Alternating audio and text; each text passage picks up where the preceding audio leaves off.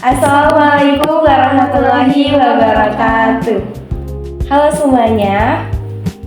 Perkenalkan, kami dari kelompok 5 akan mempresentasikan mengenai menggali best praktik atau praktik baik kepemimpinan di Indonesia dari refleksi sejarah hingga praktik kekinian. Sebelumnya, perkenalkan saya Yati Fatimah. Saya Talasania.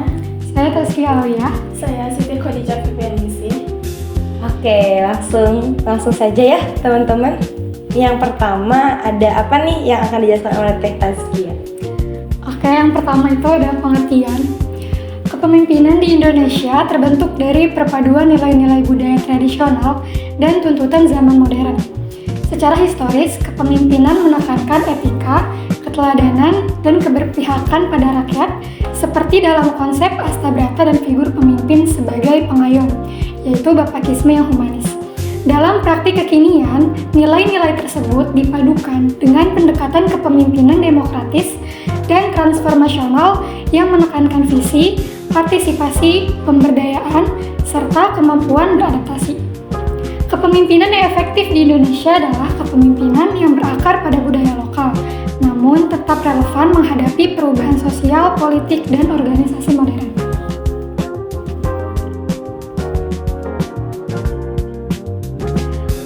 Terus yang selanjutnya itu ada refleksi sejarah. Yang pertama kita ambil dari Ki Hajar Dewantara.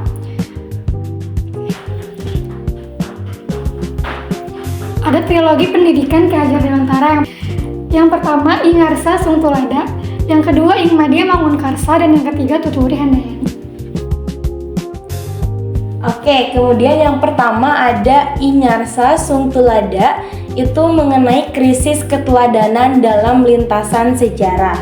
Dalam narasi sejarah kita, pilar pertama ini muncul sebagai jawaban atas model kepemimpinan kolonial yang bersifat eksploitatif. Pemimpin kolonial memerintah dengan instruksi dan paksaan, sementara Ki Hajar Dewantara ini menawarkan kekuatan teladan.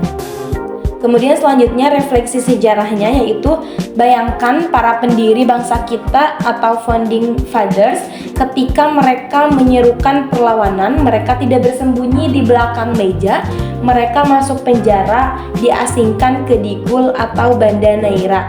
Inilah Ing Ngarsa Sung Tulada dalam bentuk yang paling murni. Itu pemimpin memberikan tubuh dan nyawanya sebagai contoh bagi rakyatnya. Kemudian selanjutnya kaitannya dengan zaman sekarang gitu ya, kekinian. Itu praktik baik ini sekarang diterjemahkan sebagai integritas di tengah banyaknya korupsi, pemimpin yang selesai dengan dirinya sendiri dan menunjukkan gaya hidup bersahaja adalah manifestasi dari pilar ini. Next. Lalu yang kedua yaitu Ing Madya Mangunkarsa, pemimpin sebagai jembatan. Pilar kedua ini adalah yang paling unik dalam konteks Indonesia. Secara naratif, menggambarkan pemimpin yang berkeringat bersama rakyatnya. Di tengah madya, pemimpin tidak menjaga jarak. Refleksi sejarahnya, Indonesia adalah bangsa yang dibangun dari keragaman atau pluralisme. Sejarah mencatat bahwa pemimpin yang berhasil di tanah air adalah mereka yang mampu menjadi penengah, di antara faksi-faksi yang bertikai. Mereka tidak mendikte dari atas tetapi masuk ke dalam diskusi, duduk sama rendah dan membangkitkan kemauan atau mangunkarsa yang sempat padam akibat penindasan.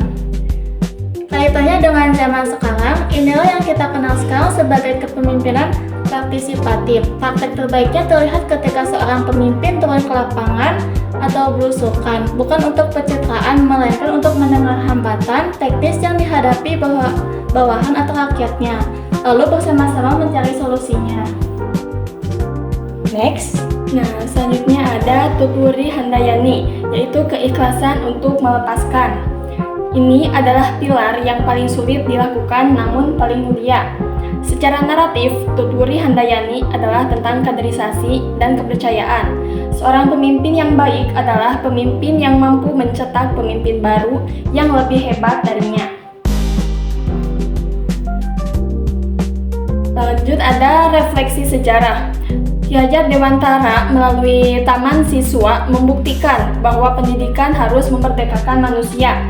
Secara sejarah, kepemimpinan Indonesia yang sehat adalah yang memberi ruang bagi generasi muda untuk tampil. Pemimpin di belakang bukan berarti pasif, melainkan menjadi benteng terakhir atau backstop. Jika pengikutnya benar, dia mendukung. Jika pengikutnya mulai goyah atau salah arah, dia memberikan dorongan atau arahan dari belakang. Lanjut, ada kaitan kekinian. Dalam praktik bisnis modern, ini adalah empowerment atau pemberdayaan. Pemimpin memberikan otonomi kepada timnya untuk berinovasi dan mengambil keputusan, sementara sang pemimpin memastikan ekosistem pendukungnya tetap aman. Next. Selanjutnya ada karakteristik khas kepemimpinan Indonesia. Yang pertama, asas kekeluargaan dan paternalistik yang humanis, kemudian musyawarah untuk mufakat, kemudian kepemimpinan berbasis etika dan simbolisme, dan yang terakhir gotong royong. Kemudian selanjutnya asas kekeluargaan dan paternalistik yang humanis. Ini kepemimpinan di Indonesia seringkali digambarkan dengan gaya paternalistik, di mana pemimpin ini dianggap sebagai sosok bapak atau father figure atau ibu yang mengayomi. Namun berbeda dengan paternalisme barat yang cenderung otoriter, di Indonesia ia bersifat kekeluargaan. Pemimpin tidak hanya bertanggung jawab atas pekerjaan bawahannya, tetapi juga memiliki ikatan emosional dan moral terhadap kesejahteraan mereka secara pribadi.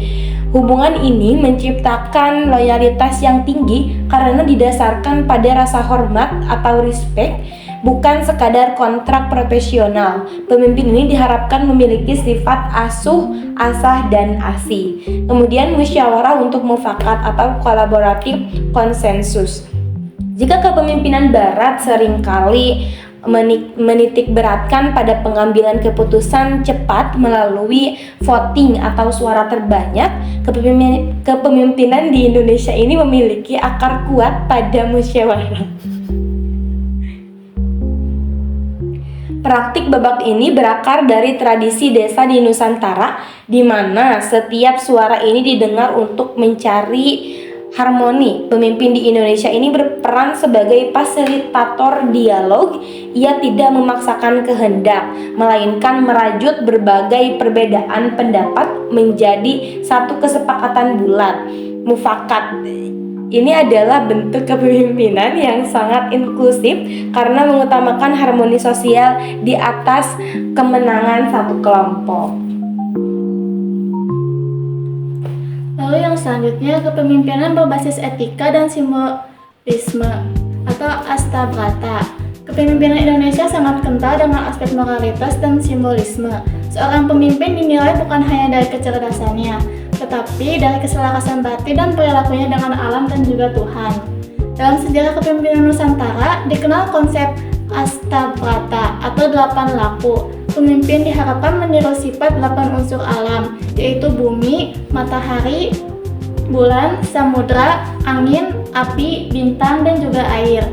Misalnya pemimpin harus seperti samudra yang luas hatinya, mampu menampung segala keluh kesah dan persoalan tanpa kehilangan kejernihannya. Ini adalah high context leadership, di mana tindakan simbolis dan keteladanan moral lebih bicara banyak daripada sekedar instruksi verbal.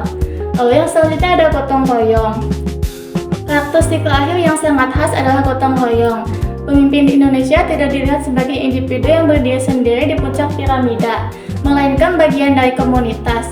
Dalam praktik baiknya, pemimpin Indonesia mampu memobilisasi massa, bukan dengan perintah kekuasaan, melainkan dengan membangkitkan rasa memiliki bersama. Pemimpin adalah penggerak yang berdiri di tengah-tengah rakyat, memastikan bahwa beban berat dipikul bersama dan tugas ringan dijinjing bersama. Next kesimpulannya, kepemimpinan Indonesia yang ideal berakar pada nilai sejarah dan budaya bangsa yang menempatkan pemimpin sebagai teladan, penggerak, dan pemberdaya, sebagaimana tercermin dalam trilogi pendidikan Ki Hajar Dewantara, Ingarsa Sung Tulada, yang menekankan keteladanan dan integritas, Ing Madya Mangunkarsa yang memaknai kepemimpinan sebagai kebersamaan dan partisipasi, serta Tuturi Handayani yang menegaskan pentingnya kepercayaan dan kaderisasi. Nilai-nilai tersebut sejalan dengan karakteristik khas kepemimpinan Indonesia, seperti asas kekeluargaan yang humanis, musyawarah untuk mufakat, kepemimpinan berbasis etika dan simbolisme atau astabrata, serta semangat gotong royong, yang dalam praktik kekinian diwujudkan melalui kepemimpinan demokratis, partisipatif, dan transformasional yang berorientasi pada rakyat dan kesejahteraan bersama. Baik teman-teman semua, itu yang dapat kami sampaikan. Dicukupkan ya. Terima kasih. Wassalamualaikum warahmatullahi wabarakatuh.